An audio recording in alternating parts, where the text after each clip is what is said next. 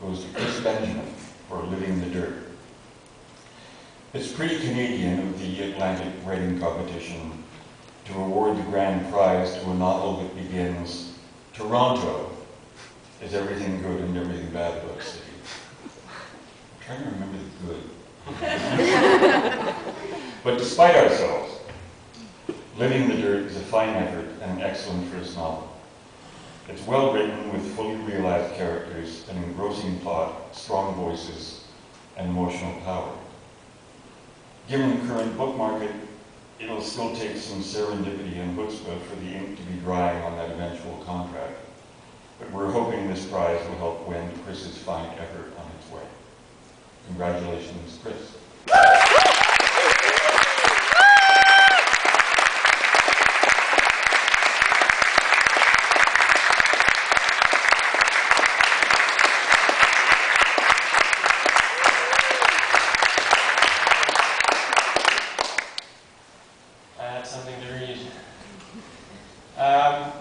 Thank you very much to the Writers' Federation, I just want to say that first of all, for putting on this contest. And as has been mentioned numerous times, the provision of feedback is a huge benefit. And based on the feedback, I've actually changed the beginning of the novel. It no longer starts with Toronto. I took a part that I had cut and put it back in because there were certain flow issues. And I agreed with the feedback I got, so it was very helpful. And thank you also to the Federation for being an uncompromising advocate for writers. It's something I've been impressed with ever since I returned to this, my home province. And I also just want to thank my cheering section over there. Without them and others like them, this book wouldn't exist at all. Without further ado, I'll read from the new beginning, or close to it. And despite the fact that it's early in the book, I'll just explain a tiny bit of context that this is all happening in Indonesia, on a small fishing island, but it's being narrated by a Torontonian social worker. Here we go. The fantastic voyage began on a sandy blue paradise for fishermen and their children, renting snorkeling equipment to drive by tourists in 1973. This is where and when Bhumi was born, his face all small and crinkly, brown and wide-eyed wonder at the implausibility of being plucked from his mother's womb while she lay bleeding on a dirt floor, silently and stubbornly refusing to cry out of the pain of birth. He was the Bugis boy with a Javanese name chosen by his Javanese mother. She had, for the most part, let her own traditions slip away as the years and the island colluded to make her their own. Rilaka became her new motherland, its Buginese language her lingua franca. Her firstborn's name was a tribute to that natal part of her, and because it meant earth in her faraway mother tongue, it honored the place of his birth in a multicultural chorus. From the beginning, Bhumi's eyes pierced harder than any other, glowing while his father forced him to try football, glowing brightly at the chance to help the man count market money from mainland fish sales.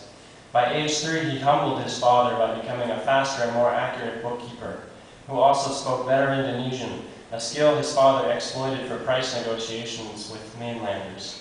By age 5, he bored of accounting and took to engineering, devising a cheap and effective net flotation device out of 2-liter pop bottles washed up along the shore. Bhumi's father, a wiry man with surprising strength and audaciously self-granted authority, went looking for the boy late one evening after Bhumi failed to come home for supper. On their tiny island of 100 people, any child not found in 5 minutes was assumed drowned. Bhumi's father, Yusufu, was not worried. Bhumi was no likely drowning victim, the first 4-year-old potentially smarter than the sea. Yusufu found Bhumi on the far sloping side of the island where no one had ever bothered to build or settle. It was simply too far away from the others. In recent years, it had become a place where the women gathered to make clothing when they wanted to get away from the tourists. Bhumi was there cursing a foul black streak the likes of which Yusufu hadn't heard in all his years on boats, not from his father or grandfather or any other man he'd known. "Bhumi, what's wrong?" he shouted, half in anger and half in concern, a magical mix of fatherly emotion that keeps us from being a threat to ourselves at a young age. "I can't get it tied," Boomy retorted, pointing in frustration at a small tangle of netting he'd somehow dragged across the village and 30 empty plastic pop bottles. "My fingers are too small." "Why do you want to tie them?" Yusufu asked. The sharpness in his voice was all but gone. "You tie them at one end to make it float. Then you can leave and go play," Boomy explained. "Then you can come back and you have fish. So then you have more time to play with me, Daddy." Yusufu was not an exceptionally hard-working man, but he did spend 6 hours a day at sea. 6 hours Boomy felt would be better spent playing with him. While flotation nets have existed in many other fishing cultures for centuries, Rilaka's more labor-intensive methods were ingenious for keeping the men out of the women's hair for 6 hours a day, and vice versa, and for making physically strong, hardy men for an island left naked in the exposure of rain and merciless sun. Most human beings survive on tradition their whole lives, and Yusufu had much in common with most human beings, especially the men of Rilaka.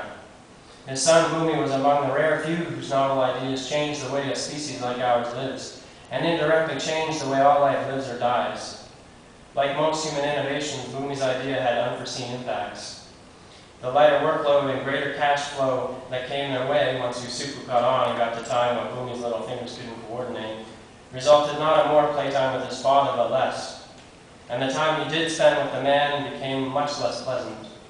Yusufu and the other Rilakan fishers had never before felt any need for alcohol, which was technically forbidden.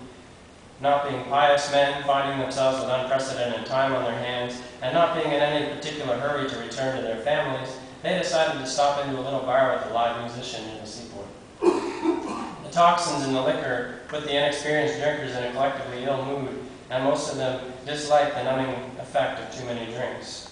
Only Yusufu's stubborn obstinance pushed him forward until he had drunk more than his fill several nights in a row. His cohorts would keep him company and switch to coffee after just one glass of strong rum. For Yusufu, the new practice became his habit after the others had tired of alcohol. It was a week into the experiment that Boomy learned what betrayal really felt like. He had heard many stories of betrayal from his uncle Karsi, the world's greatest storyteller, and in them the dastardly deeds were swiftly repaid vigilante style. From Karsi's words, Boomy imagined that betrayal was merely a seed of desire for revenge. The first time Yusufu hit him forever changed his understanding of pain. There was no desire in it at all, just deep disappointment. He had stayed up late, determined to see his father before dream time. He had refused to come home, afraid that sleep would take him if he got too comfortable. Instead, he stayed by the shore, playing long after the tourists had returned to the mainland and the other children had gone to sleep. He drew pictures in the sand with a stick to pass the hours long past sunset, and even past midnight, bleary-eyed and obsessed with the single thought of his father. When the boats finally returned, Boomy ran to them and watched open-mouthed as the other man helped his father over the gunwale. Yusufu retched and spit into the sea he always told Boomy was sacred. "Daddy!" Boomy cried, thinking Yusufu was hurt. He ran to him and pushed through the other men to offer a hand. Yusufu looked down at Boomy and sneered. "What are you doing up?" he demanded. Boomy swallowed and looked up at Yusufu, who pulled back at his matted salt and pepper hair. Even hunched over, Yusufu towered over the boy like a giant sea creature lurching onto the land. "Waiting for you," Boomy said. The men laughed and one tousled Boomy's hair. "He misses you," one of them told Yusufu, who smiled a shy, bemused smile, took the boy up into his arms and carried him home. Yusufu kept smiling until he crouched in through the door of their little house. Then he put Boomy down and took him by the arm, looked the boy in the eyes and said, "Don't you ever embarrass me like that again." He gave a half smile and slapped Boomy across the face. Boomy's lips quivered and a tear came to his eye. "Are you going to cry now, son? Are you going to cry now, son?" Yusufu asked. "Are you going to embarrass me further?" Boomy swallowed hard, sucking a head full of tension down his throat. His body was shaking, but he didn't cry. He shook his head solemnly. No, he would not embarrass his father any further. "Good," Yusufu said. "Now get to sleep." Thanks.